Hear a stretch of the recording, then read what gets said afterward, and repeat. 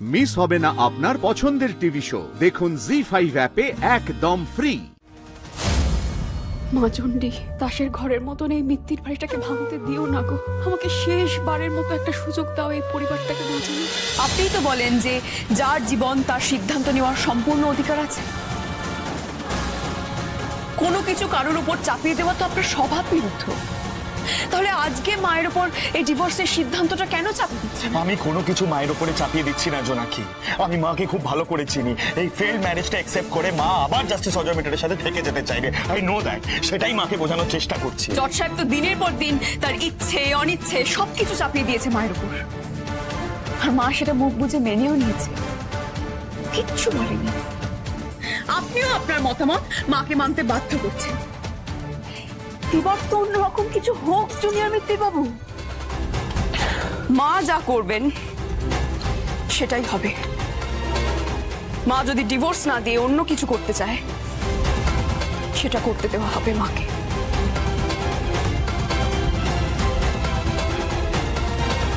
তার জন্য মাকে একটু সময় দিন জুনিয়র মিত্তির বাবু। ডিভোর্স অজয় মিটারের ছেলে ধ্রুব যা একবজ্ঞা, নিজের বাবা মায়ের ডিভোর্স করিয়েই ছাড়বে। মাই গড, অজয় একবার আমার সঙ্গে দেখা করতে আসায় এত কিছু হয়ে গেল ওর বাড়িতে। তাহলে তো Ajay must be in very big trouble. হ্যাঁ, ট্রাবল তো সবে শুরু। আর শুধু অজয় নয়, গোটা মিত্তির বাড়ি ট্রাবল টাইম শুরু হয়ে গেছে। এনিওয়ে, অজয়কে তুমি হাতছাড়া হতে দিও না। আর ও বাড়ির যা যা খবর সমস্ত আপডেট আমি তোমাকে দিতে থাকবো। মিস্টার রায়, আপনি অজয়কে নিয়ে একদম ভাববেন না। অজয় না আমার কাছে একটা বাধ্য পোষা কুকুরের মতো, বুঝতে পেরেছেন? আপনি শুধু আমার ডিভোর্স কেসটা একটু সামনে নিন। টেলিতে তো লয়ার আপনি ঠিকই করে দিয়েছেন। এবার তাকে দিয়ে আমার হাজবেন্ডের কাছ থেকে মোটা টাকার অ্যালিমনিটা শুধু আমাকে পাইয়ে দিন। বাস। আপনি তো জানেনই আমার হাজবেন্ড কতটা ইনফ্লুয়েন্সিয়াল। তার কাছ থেকে এই মোটা টাকার অ্যালিমনিটা পাওয়া কতটা টাফ আপনি বুঝতে পারছেন তো? তাই আপনার দ্বারস্থ হওয়া আর কি। অসম্ভবকে সম্ভব করা লম্বা ট্র্যাক রেকর্ড আছে রঘুরাইয়ের। সেটা আবার যখন ব্যাকডোর হয় তখন একটু এক্সট্রা এন্থু পাই। আমি আছি ইওর সার্ভিস। সব কাজ ঠিকঠাক হয়ে যাবে। তুমি শুধু অজয়কে চাপে রেখে দাও। ওটা নিয়ে আপনি একদম ভাববেন না, ওটা আপনি আমার উপর ছেড়ে দিন। অজয় মিটার আর মিত্তির বাড়ি, এই দুইয়ের ভাগ্যের চাকা এখন আমার ইশারায় ঘুরবে আর থামবে। আমি আমার ডিসিশন মায়ের উপরে চাপিয়ে দিচ্ছি না জোনা। কি কোনো কিছু করতে বাধ্য করছি না। আমি এইটুকু বলতে চাইছি যে এত বছর ধরে যে সম্পর্কটাকে মা লালন করে এসেছে, মান দিয়ে এসেছে, সেই সম্পর্কটার ভবিষ্যৎ কি হবে সেটা মাকে ঠিক করতে দিন।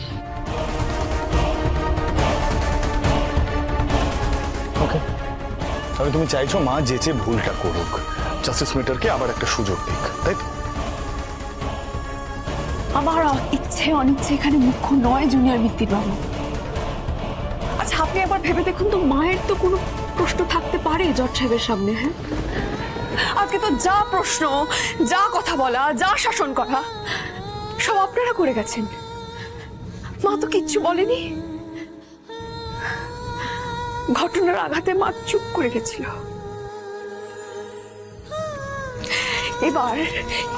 এবার মাকে প্রশ্ন করতে দিন জুনিয়র মিত্তির বাবু। মায়ের সব মনের কথাগুলো বলতে দিন। Fair enough. তোমার যেটা ইচ্ছে করছে সেটা করো, কিন্তু তোমার ছেলে তোমায় জাস্টিস অজয় মিটারের সাথে দেখা করাতে নিয়ে যাবে না। কারণ আমি জাস্টিস মিটারের মুখটাও দেখতে চাই না।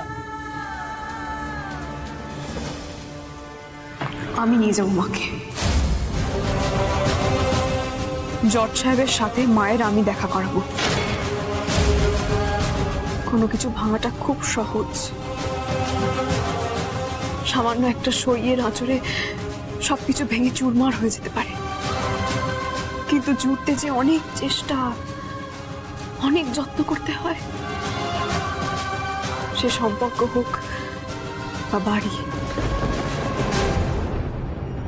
শিকড়টাকে একেবারে কেটে না দিয়ে আর একটু জল, আর একটু সার, আর একটুখানি যত্ন দিয়ে যদি আমরা আবার চেষ্টা করি, ওই মৃতপ্রায় গাছটা হয়তো আবার প্রাণ ফিরে পেতে পারে। আপনি যখন সেই চেষ্টাই করছেন,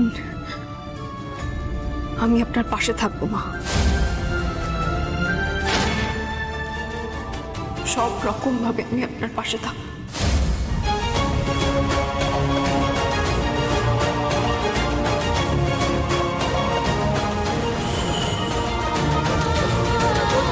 আমার একটাই তো লক্ষ্য, এই মিত্তির বাড়িকে জুড়ে রাখা। তাই মা আর জজ সাহেবের ডিভোর্সটা আমাকে আটকাতেই হবে। সব ঠিক করতে আমি আপ্রাণ চেষ্টা করব।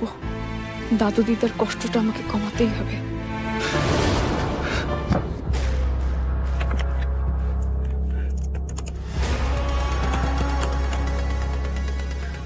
জুনিয়র মিত্তির বাবু, আপনি রেগে এখানে চলে এলেন তো? আপনি কিন্তু ভুল বুঝছেন আমাকে। আমি যা করেছি পরিবারের ভালোর জন্য করেছি, বিশ্বাস করুন। আমি মায়ের কথা ভেবে করছি। হ্যাঁ বলছি, তুই কি খবর করছিস? নিউজ পেপারে আছিস এখনো? না, আমি তোকে কিছু জিনিস পাঠাবো, মেল করবো। তোর মেল আইডিটা পাঠা তাড়াতাড়ি, as soon as possible। আপনি কি খবর পাঠাচ্ছেন আপনি? Just stay out of it, alright? Just stay out of it। তোর এই মাকে বুঝিয়েছো যা বোঝানোর, আমাকে আর নতুন করে কোনো কিছু বোঝাতে আসবে না। জাস্টিস ম্যাটারকে আমি কোনোভাবেই পার পেতে দেব না। শেষ থেকে কি বলছেন? Just stay out of it। যা বলছি ঠিক শুনছো, আমি ভাবনা চিন্তা করেই বলছি। জাস্টিস ম্যাটারকে আমি সহ্য করতে পারছি না। ওনার এই ফেক ইমেজ, ওনার প্রাইড সবটা ভেঙে চুরমার করে দেবো। আপনি শান্ত হন, শান্ত হন জুনিয়র মিত্তির বাবু। কি করছেন আপনি? আপনি শান্ত হন। ছাড়বো না, ছাড়বো না, ছাড়বো না, ছাড়বো না ওনাকে। বেটো, জাস্টিস অজয় মিটারকে আমি ছাড়বো না। তারপর কি হবে আপনি একবার ভেবে দেখেছেন জুনিয়র মিত্তির বাবু? হ্যাঁ, এই গোটা দুনিয়া জানবে এই মিত্তির বাড়ির লজ্জার কথা। সবাই ছি ছি করবে, সবার আলোচনার একটা বস্তু হয়ে উঠবে। আর যেটা চার দেওয়ালের মধ্যে আছে সেটা যখন সবাই জেনে যাবে, এই বাড়ির মান সম্মানটা আর সম্মান কোন সম্মানের কথা বলছো? হ্যাঁ, সম্মান বজায় রাখা আমাদের দায়িত্ব, জাস্টিস অজয় মিটারের দায়িত্ব না। বছরের পর বছর আমার মায়ের চোখে জল এনেছে, আমি ছেড়ে দেব না ওনাকে। না জুনিয়র মিত্তির বাবু, আমিও যে জজ সাহেবকে খুব পছন্দ করি তা নয়, কিন্তু জজ সাহেব দাদুর ছেলে, এই মিত্তির বাড়ির বড় ছেলে। এই মিত্তির পদবিটা ওনার নামের সাথে জড়িয়ে আছে জুনিয়র মিত্তির বাবু।